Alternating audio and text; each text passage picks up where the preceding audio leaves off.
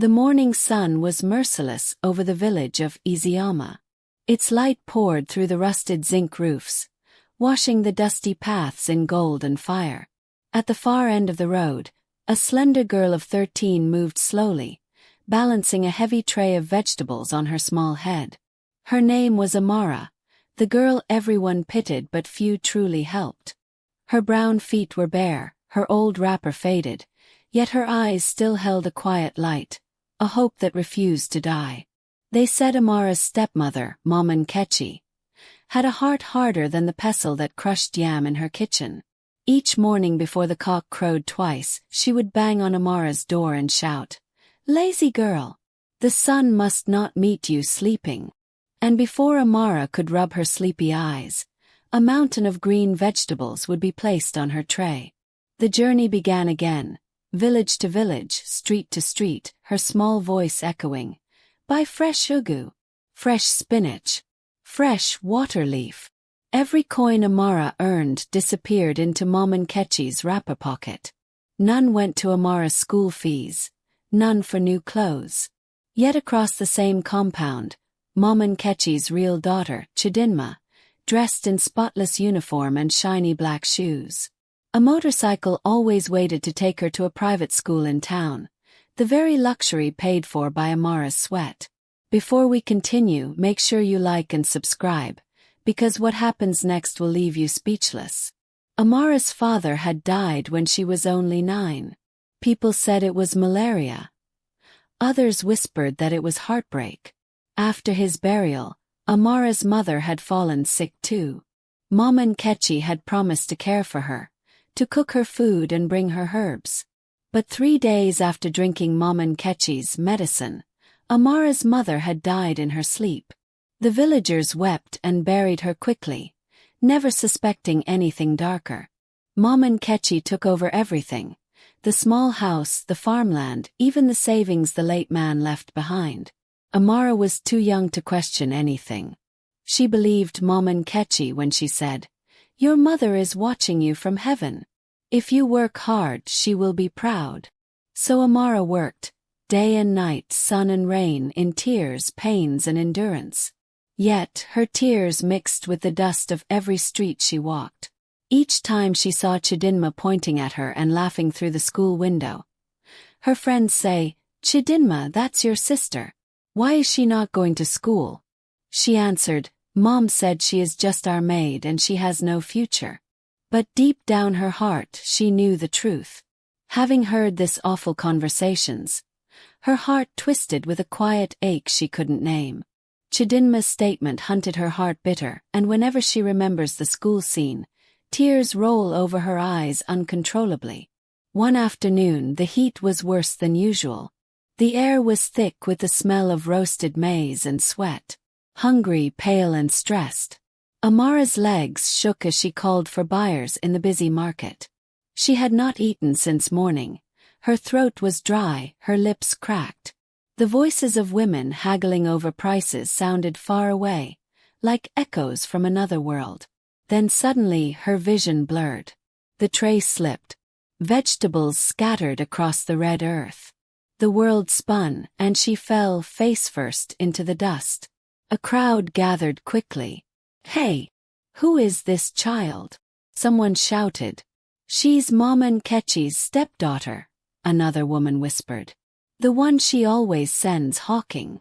A few kind women rushed to lift Amara, fanning her with wrappers and pouring water on her face. Slowly she opened her eyes, weak, trembling, afraid. As soon as she regained her consciousness, she tried pulling the vegetables but was stopped by helpers around. "My mother will kill me if she finds out." Tears rolled down her face, not of hunger but pains of vegetables scattered in the dusty sand. Then came the sound that silenced everyone, the angry footsteps of Mama Nkechi. Her wrapper swung as she marched through the crowd, her face dark with fury. "You see this girl," she shouted. "She is lazy, always pretending. She wants pity so she won't work." Without hesitation, she slapped Amara so hard that the sound echoed through the market.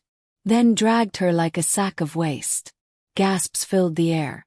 Phones came out, a few villagers recording the shocking scene.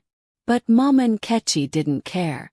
"You will still go back to sell those vegetables. My money cannot waste because of your drama," she screamed, dragging Amara by the arm. Tears streamed down the girl's dusty face as she tried to gather the scattered leaves. That evening, the video of that moment was already on the internet. A visiting journalist who had come to the village for another story had captured everything clearly. The slap, the humiliation, the crowd's silence. Within hours, it spread across social media. The caption read, "Wicked stepmother abuses young girl in Ebonyi village." By the next morning, the story was everywhere in the city, home and abroad. People talked about it. Some wept after watching. Others cursed. How can a woman be so heartless? Where is the child now? Someone must save her. The noise grew louder and louder until it reached the ears of local authorities. Mama Nkechi noticed the girl's weakness, the market drama and reaction of the communities. So she made her wash her dirty clothes at home instead while her stepsister Chidinma focused on her school assignment. Mama Nkechi woke up that morning to find villagers standing outside her compound. 3 police officers were with them. She tried to smile, to act confused, but the video spoke louder than her words. "Madam Nkechi," one officer said, "you're coming with us." She shouted, cried, and claimed Amara was lying. But Amara said nothing. She just looked down, holding her torn wrapper tightly. The world changed for Amara after that. A women's group took her in, cleaned her wounds, gave her food and clothes. One of them said after listening to her story, "You will never hawk again." For the first time in years, she slept without fear of a knock at midnight. Donations poured in from strangers. A local NGO announced they would sponsor her education fully. The same video that showed her pain now became her miracle. Months passed, and Amara's face began to glow again. She started school, shy at first but eager to learn.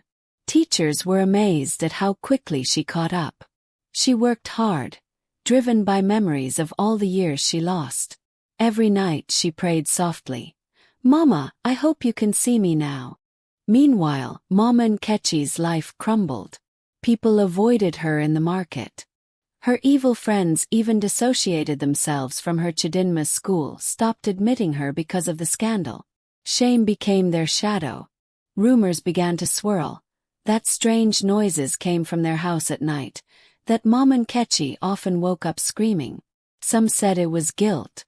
Others whispered that the spirit of Amara's mother had returned for justice. Years rolled by. Amara grew into a beautiful young woman, graceful, educated, and kind. She became known beyond her village, working with others to support poor children. Her experience had brought her serious determination to help of children of her likes. One morning, a convoy of cars entered Iziama. Dust rose as the villagers rushed out to see who had come. And there she was, Amara, stepping out in a simple white dress, her smile bright as dawn. She stood before the same market where she once fainted, now surrounded by reporters and villagers. "This," she said softly, "is where my story began." The crowd watched in awe as workers unveiled a sign, "Amara Foundation Free School for the Poor." Tears ran down faces as Amara thanked the people who once ignored her pain but later fought for her. At the back of the crowd, half hidden behind a broken stall, Mama Nkechi stood watching. Her hair was gray now, her clothes worn. Chidinma held her hand, trembling. Amara's eyes caught hers for a moment. There was no anger in them, only quiet forgiveness. That look alone broke Mama Nkechi more than any punishment could. That night, Mama Nkechi confessed everything. How she had poisoned Amara's mother to claim the family's property. How guilt had haunted her every day since. Villagers listened carefully to her devilish plot and story. Then on Ethem stood up angrily, a woman who Mama Nkechi had once slapped over Amara's matter. "You don't deserve to live among human, you are evil." Some villagers had recorded her confession and reported the case at a nearby police station. The next morning, villagers stormed her house with 2 police officers in an attempt to fight for Amara, but found her lying peacefully on her bed, a small bottle of rat poison beside her. When the news reached Amara, she wept, not in joy but in sorrow. She wanted everything, Amara whispered, yet lost her soul. As the sun rose over Izayama once again, children's laughter echoed from the new schoolyard. Amara watched them play, a single tear glistening on her cheek. Some truths, she said softly, are buried by wickedness, but time always digs them up. Evil may walk proudly for a while, but it never reaches its destination. The hand that plants pain will one day harvest regret. The sun had barely risen over Izayama when whispers began to move through the village again. Years had passed since Momonkechi's death, and Amara's school had grown into a beacon of hope. Children from nearby towns now came to learn there, and people spoke her name with pride. Amara, the girl who turned pain into power. But not everyone was happy. Far away, in a small rented room at the edge of the city, Chidinma sat staring at her reflection in a cracked mirror. Her once pretty face was now hardened by anger. They praise her as if she's a saint, she muttered. They forget who she really is. Her mother's death had twisted her heart. She blamed Amara for everything. For the shame, the poverty, the whispers that never stopped following her name. Amara had forgiven, but Chidinma had not. The day of Momonkechi's burial still burned in her memory. Villagers talking in low tones, children pointing, people saying, "That's the wicked woman's daughter." That night, as she cried over her mother's grave, she swore to herself, "One day, Amara will pay." Please like and subscribe, because Amara's enemies were not done with her. Chidinma grew colder with each passing year.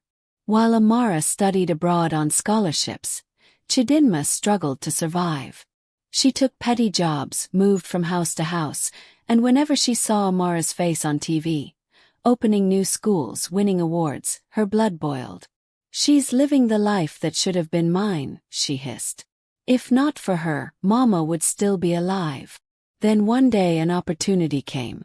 A journalist named Mr. Okoro, known for digging up scandals, reached out to her. "You are Momonkechi's daughter, right?" he asked. "People need to hear your side too. Let's expose who Amara truly is. Maybe she's not as innocent as they think." Chidinma smiled bitterly. That was the beginning. Together they plotted. She wanted everything to be hers while the journalist was determined to rise fame her lies. She told lies dressed in truth, saying Amara staged her own suffering for attention, that she used their family tragedy to gain fame and wealth. The journalist promised her money, fame, and sympathy.